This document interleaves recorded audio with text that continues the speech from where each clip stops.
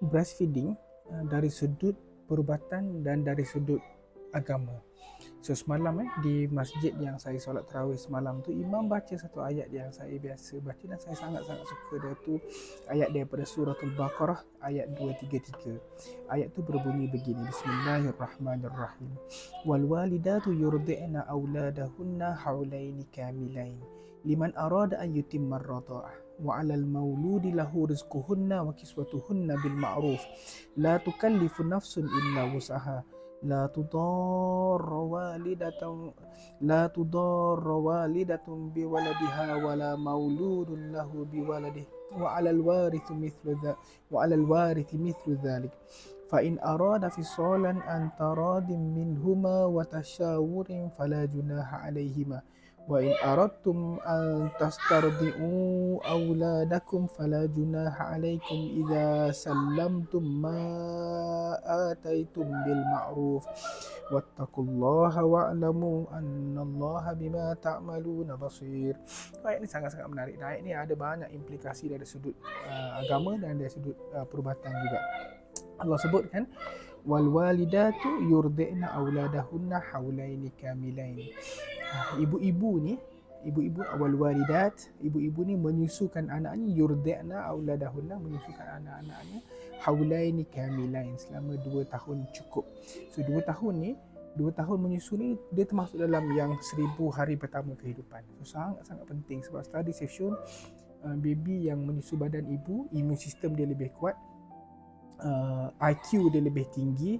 Kalau menyusu darah, EQ mereka lebih tinggi, kurang risiko jangkita kuman, kurang risiko RSV, kurang risiko allergic rhinitis, kurang risiko masalah paru-paru, bronchiolitis, kurang risiko otitis media, kurang risiko banyak jangkita kuman kalau dia menyusu badan, dan kurang risiko reflux, gastroesophageal reflux disease. So banyak sangat kelebihan menyusu badan ni untuk imun sistem kanak-kanak dan sebagainya. So bagus adalah menyusu badan selama 2 tahun. Wal walidatu yurdi'na auladahunna haulaini kamilain. So bukan setakat Allah sebut, kajian barat, kajian saintifik semasa pun kata terbaik adalah 2 tahun. Tapi tak semua mampu untuk 2 tahun. Sebab tu Allah sebut liman arada an yutimma ar-radha'ah, bagi siapa yang nak cukupkan 2 tahun. So kalau tak ada kemampuan untuk breastfeeding 2 tahun, tak ada masalah, Allah kata.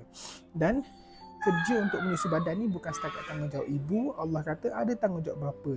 Apa tanggungjawab bapa? Allah kata wa 'alal mauludi lahu rizquhunna wa kiswatuhunna bil ma'ruf. Dan tanggungjawab bapaknya juga adalah rizquhunna wa kiswatuhunna, untuk memberikan peralatan, perkakasan dan pakaian yang seperlunya. So kalau ibu tu perlu pada breast pump, tanggungjawab bapaknya lah beli breast pump. Tak sebenarnya breast pump yang mahal, ada breast pump yang murah, belah-belah ringgit pun ada, yang manual punya kan. So setakat mana yang, sebab tu bil ma'ruf, setakat yang kemampuan dan setakat pengetahuan dia. Kalau ibunya perlu pakaian yang mesra penyusuan badan kan, yang boleh buka senang untuk breastfeeding, so ini semua masuk bawah kategori kiswatuhunna. Kalau maknya perlu tudung yang senang boleh cover, kalau maknya perlu nursing cover, semua ini termasuk bawah kategori wa kiswatuhunna. Tapi setakat mana kemampuan bapanya. Wa kiswatuhunna bil ma'ruf. Allah kata la tukallifu nafsun illa wus'aha. Allah tidak memberatkan sesiapa melainkan apa yang dia mampu. Dan Allah bagi tahu, ni tanggungjawab seterusnya. Allah kata la tudarra walidatun biwaladiha wala mauludun lahu biwaladi. Tak sepatutnya sebab seorang ibu ni dapat anak, kita bagi dia susah. Kita patut kena mudahkan mereka. Bukan setakat ibunya, bapaknya juga. Kita jangan susahkan dia sebab dia ada anak.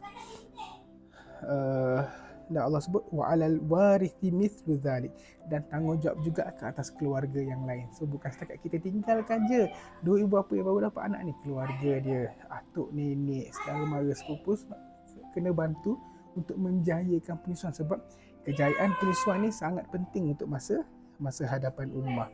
Dan Allah sambung lagi, fa in arada fisalan taradim minhuma wa tashawurin fala junaha alaih. Kalau kedua ibu bapa ni dia bersetuju untuk memberhentikan fisal, winning, untuk berhentikan penyusuan selepas watashawur, selepas mereka berbincang sesama mereka, dan fala junaha alaihim, tak ada masalah bagi mereka, boleh nak berhentikan. Yang penting kena pastikan dapat nutrisi yang mencukupi.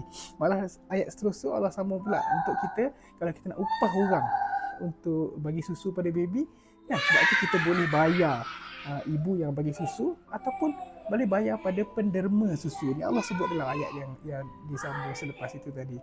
So bagi saya implikasi ayat ni banyak implikasi perubatan sebab kepentingan penyusu susu ibu, dan juga Allah bagi benefit kita sebenarnya menyusu badan tu berapa lama dan kesan yang baik kepada anak-anak dan generasi yang akan datang. So pastikan kalau boleh nak anak yang sihat, nak anak yang pandai, anak yang cerdik, IQ tinggi, EQ tinggi yang stable, kurang risiko childhood obesity adalah dengan breastfeeding, insyaAllah.